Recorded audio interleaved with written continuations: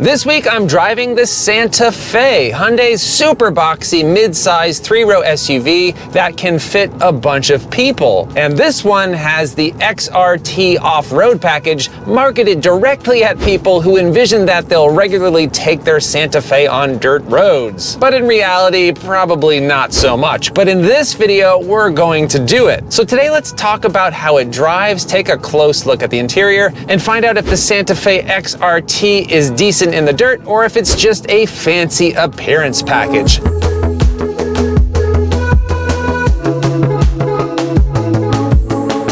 So over the last few months, I've reviewed quite a few crossovers that have off-road themed packages. It seems like everyone wants to be Subaru. Honda has Trail Sport, Nissan has Rock Creek, Kia has X-Pro, and even Subaru has upped their game with their Wilderness line. So this off-road themed XRT package is right in the middle of the Santa Fe lineup. So this XRT starts at around 43 grand. All right, so let's talk about what you get as part of this XRT trim. You get 8.3 inches of ground clearance, which is 1.3 inches over other Santa Fe's, and the extra height is thanks to an approximately 1-inch lift, plus the slightly taller Continental Terrain Contact all-terrain tires running on these cool-looking 18-inch wheels. And if you look under the front there, yes, there is a skid plate, which I'm actually kind of surprised about.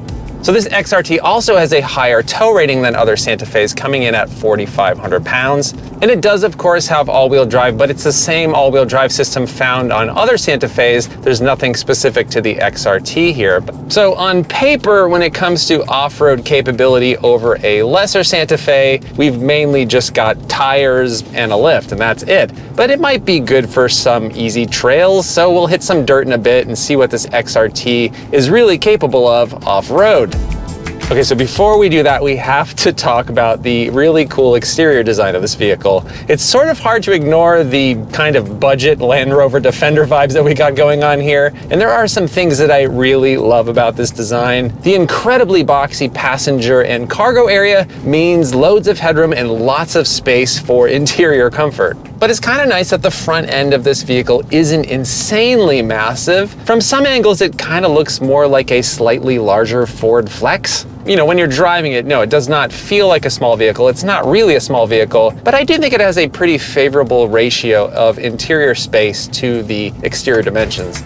We've also got a nice roof rack, and check this out right here. You push right there, and now you have a place to put your hand when you want to hoist yourself up to stow something on the roof rack. It's a pretty weird implementation, but also really cool.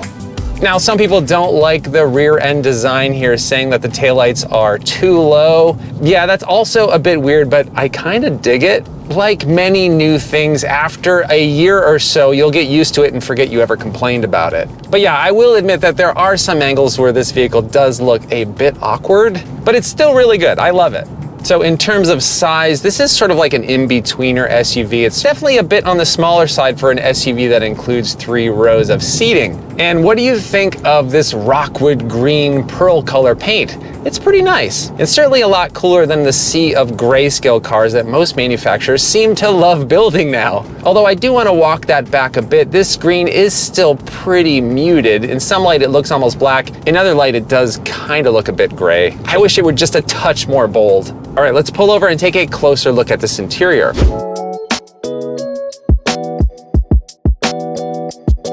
All right, so here we are in the Santa Fe XRT. Now, this XRT, like I said before, is a mid-level trim, so you do get some niceties, but you won't find all of Hyundai's high-end goodies here. That said, this is a super nice cabin. And thanks to the very boxy shape of this vehicle, there is a massive amount of headroom here. And even with this really wide center console, there's still enough space for my legs from side to side. Now, in terms of these seats, it's power adjustable on the driver's side, but not on the passenger side. They are heated, but not ventilated. And this synthetic leather has a pretty nice texture. I do think these seats are decently comfortable, though I find myself kind of slouching in them a little bit. I feel like maybe it needs a little bit more support on my back. But they were decently comfortable on our recent road trip. All right, moving on to the steering wheel. Now, the design here is another nod to Land Rover. Actually, maybe it's less of a nod and more they just kind of copied it. It's very, very similar to a Land Rover steering wheel, but it looks nice. It's got paddle shifters on the back for manually shifting that dual clutch 8-speed transmission. And on this trim, the steering wheel is not heated. Kind of chilling out here. Behind the steering wheel is the gear selector stock. The position's a bit weird, but it's very easy to get used to, and I like the fact that it's not taking up any space on this center console. All right, moving on to this 12.3-inch display right in front of the driver. The graphics are very easy to read, and of course there are multiple pages here. We can get different information. It's pretty simple and straightforward. I do kind of wish there was a mode where you could have your speed in the middle though. All right, moving on to the 12.3-inch infotainment screen. Now this is a newer system. The graphics are nice and chunky, very easy to press what you want while you're driving. No little tiny icons that you have to fiddle with. And of course you've got Android Auto and Apple CarPlay, and it can do this wirelessly, which is nice. And down here, you've got physical controls for that system, a volume knob, a tune knob, and a bunch of quick select buttons here. I do really appreciate that there are physical controls here for the infotainment. Makes it a little bit quicker and faster to get to certain functions without having to take your eyes off the road. Moving down just below that are the controls for the climate control system. You got physical controls for temperature for both the driver and the passenger. Now this is a really nice layout for this information, but there are no actual buttons here, and there's no haptic feedback either when you press anything. You're just pressing another screen. But I do like the fact that this is ever present and doesn't go away. You will still likely have to look down at it to use it, but it's definitely, in my opinion, better than a fully screen-based system. And below that HVAC system, you have another row of physical buttons: auto hold, your drive mode here for normal, sport, my drive, and snow, the four-wheel drive lock button, downhill brake control, your camera, parking sensors. You got some USB ports below that. All right, let's talk about the rest of this center console. Now, I'm not usually a fan of really wide, chunky center consoles, but this is kind of a wide car, so it works pretty well in here. Big fan of this storage space that we've got under here. Perfect for your kids' toys. Got some good grip on the bottom down here so things don't slide around. And then a huge rubberized section right here so stuff doesn't slide around. Right here is the wireless phone charger. This location is super convenient. It's really nice to have your phone right here. However, I will say that sometimes the sun is shining really brightly right down here on this center console, and my phone does get pretty hot and gets a little sad. So this is good in theory, but maybe it can have some issues if it's in direct sunlight. You have another spot over here, which is not a wireless charger, but also another place where somebody can put a phone or something else. Two rather large cup holders, which can hold a big water bottle or some singamajigs. Good to know. And then I'm a really big fan of this center console right here. Now, this is kind of neat. It opens up this way, and it also opens up from the back, which is really neat. Once you open it up, you can see inside. It holds the singamajig just fine. Let's get that out of there. Has this little removable tray. Really, really deep storage down there. Incredibly large area. Has a little divider that can be removed down there. So with that little tray removed, you can put something in there, throw it all the way to the bottom, shut this, go to the back seat. Guess it's like a way to send secret messages to those in the back seat. It's kind of interesting. Let's open that again and open this up. Now if we place something right down here and we go ahead and shut this in the back, you'll see that now there's a little hidden compartment that actually hides stuff sort of underneath the cup holders, which is pretty neat. You can still see the little singamajig's feet over there, but it kind of hides stuff. But if you put this little tray back in here, now you have a completely hidden compartment under those cup holders, which is pretty cool. If you put something under there, just don't forget that you left it there. You also get two glove boxes. This one's pretty big down here, and then this little one up here. And on higher end trims, you can get a UV sanitizing station, so you throw your phone in there and it'll like kill all your germs with a UV light. Kind of interesting. And then here we get a pretty standard sunroof. The XRT does not get a panoramic roof option. All right, let's check out the second row. Headroom is just massive. Legroom is really good. I have my seat set for myself at 6'3". No shortage of space back here. I think you could fit 3 people back here comfortably. You can also recline these seats, which is pretty nice as long as you don't have anybody in the third row. They'll probably really not appreciate that. But in general, this second row looks really good. The materials are very nice. Some soft touch materials here. They didn't skimp back here. The back seat looks just as good as it does in the front. Good amount of storage here on the doors. Vents right here on the sides. And then the USB charging ports, which are located on the backs of the seats. Plenty of space to install a child seat. Those latch/isofix anchors are not too difficult to get to. All right, so I'm not looking forward to this, but let's check out that small third row. Okay, you can press right there to move the seat forward. Then you have an okay amount of space to get into the back.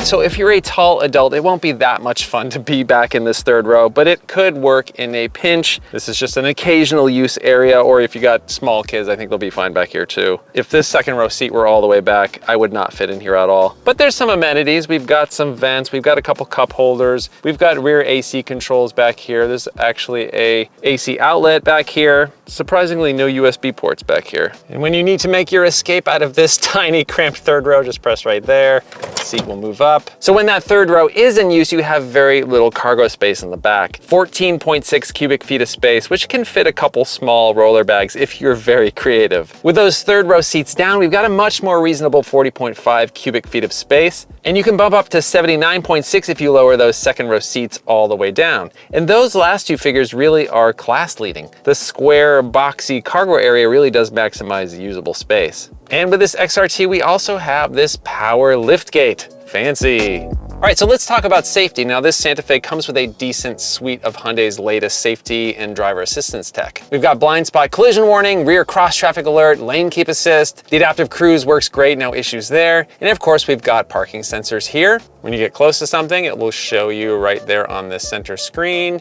beep at you. We'll also show you right between your gauges. Got a decent backup camera, but no 360 camera on this trim. But keep in mind that the higher end trims will give you more advanced safety features. Now, in my opinion, manufacturers should find a way to include all safety features on all trims. You shouldn't have to be any less safe just because you didn't opt for the most expensive trim. Okay, now in terms of size, now this is not a gargantuan SUV, but it certainly feels large with a high enough hood that the blind spots directly in front of the vehicle are a bit greater than they would be with a sedan, but it's not too terribly difficult to figure out where the leading edge of that vehicle is. Visibility out the side is really good thanks to these large windows. Visibility out the front is quite good. Out the second row is pretty good, and even out the back is not bad at all. Although if you've got third row passengers, their heads might block your view a little bit. One thing to keep in mind is that larger, heavier SUVs are more dangerous to those outside of the vehicle than a passenger car would be. So thankfully, we do have a good suite of safety tech, including those parking sensors. However, when driving something this large, you do have to be more aware of your surroundings to ensure that you're not going to hit someone or something. And when I think of like what you get here in terms of space, now this is not a giant SUV, but if you don't have to tow anything and you don't need the power of a big V8 SUV, and you don't need to use that third row every single day, this gives you a lot of the functionality and capability of a much larger SUV. All right, let's get back on the road. Okay, so let's talk about what we have under that boxy green hood. It's a 2.5 liter turbocharged 4-cylinder making 277 horsepower and 311 pound-feet of torque, and that's paired to an 8-speed dual clutch transmission, powering all of the wheels using the standard all-wheel drive system found on all other Santa Fes. And aside from front-wheel drive or all-wheel drive, all Santa Fes get the same powertrain, though apparently a hybrid is on the horizon here in the States. So the car has plenty of power, but the way that it delivers that power isn't the smoothest. There's definitely some noticeable turbo lag down low, and the dual clutch transmission can be a bit jerky at times, but keeping things at very reasonable speeds and acceleration levels, it's fine. And even though I'm driving this on a winding back road, no, it's not really that fun to drive. It's a 3-row SUV, but it can get up to speed pretty quickly. 0 to 60 occurs in about 7 seconds, which is plenty fast for a boxy family hauler. Okay, so in terms of fuel economy, EPA rates this at 19 miles per gallon city, 26 miles per gallon highway, and 22 combined, which is slightly less than other Santa Fe trims. So overall, not that great. All right, enough driving on pavement. Let's go find some dirt, shall we?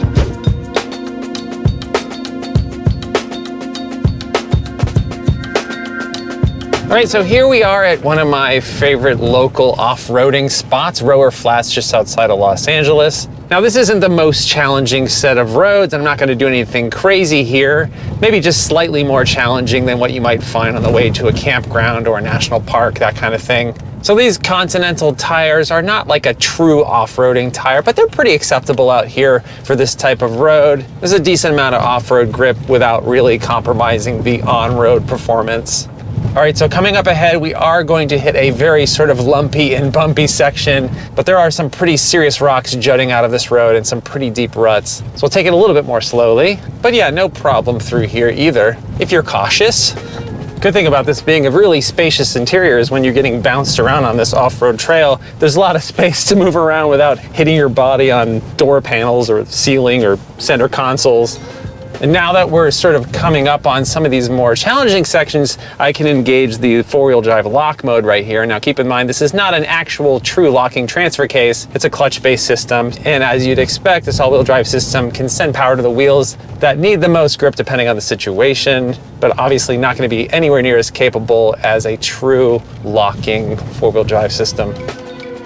All right, so right in front of me is a set of obstacles that I've taken a few other off-road themed vehicles through. I've taken the Passport Trail Sport here, the Mazda CX-50 Meridian, the Crosstrek Wilderness, and they all made it through this section without an issue. Though I will say that the mechanically similar Kia Sorento X Pro had a fair amount of trouble with this hill, but it did make it to the top eventually. And when you look at this section of trail, it doesn't look all that difficult from the perspective of a wide-angle GoPro camera, but it's a pretty steep drop down to a decently steep incline. So I'm not going to bother airing down my tires because I doubt many people will do that in their Santa Fe. So we'll see how this goes. We have a pretty steep drop right here, headed into this little ditch. I'm going to take it very cautiously and slowly because I don't want to scratch up this nice new Hyundai. All right, can this Santa Fe power its way out of this ditch? Let's find out. 3, 2, 1, go.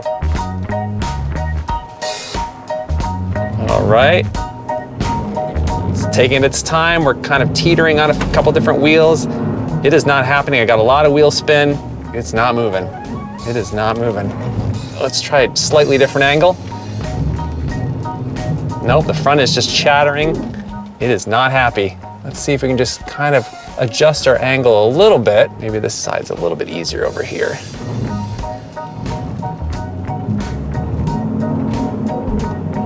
Oh, we're just barely making it.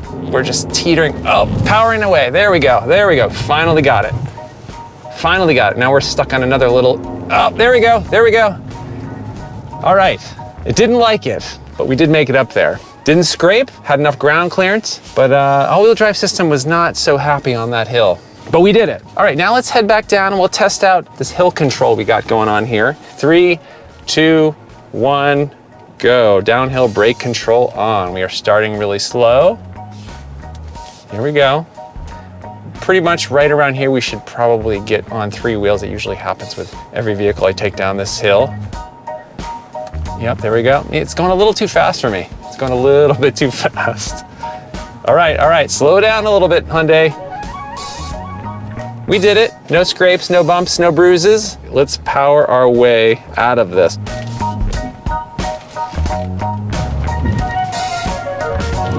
There we go. We did it. All right, so we have to try that again because this is an off-road playground. It's just so much fun being out here, even if the vehicle isn't like 100% suited to this. I might try a slightly different angle up that hill, see if it has an easier time the second time around. Come on, little Santa Fe, you got this. You look like a defender, act like one. All right, 3, 2, 1, go. Teetering on a couple different wheels, full throttle, just barely making it up. There we go, there we go. A little bit easier that time around. Raising lots of dust, but we did it.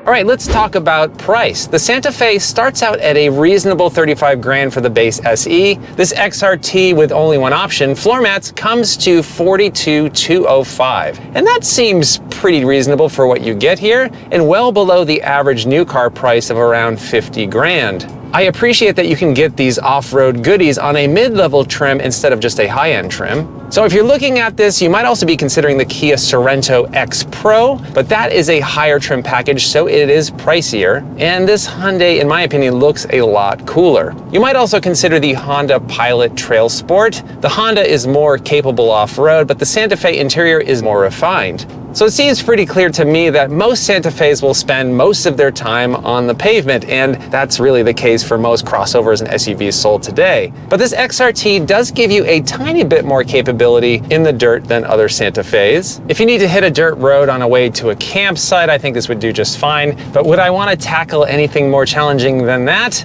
No. But in a pinch, it can handle some light off-roading. But I think the real value that you get here is a very cool looking and unique exterior, a very well crafted and functional interior, a bonus third row of seats, and an incredibly spacious and comfortable interior space while still being pretty easy to drive. All right, so if you like this video, please consider subscribing and hitting that bell icon. And if you want to help support the channel, please buy a Hello Road t-shirt at helloroad.tv/shop. Thanks so much for watching. I hope you're well, and I'll see you soon.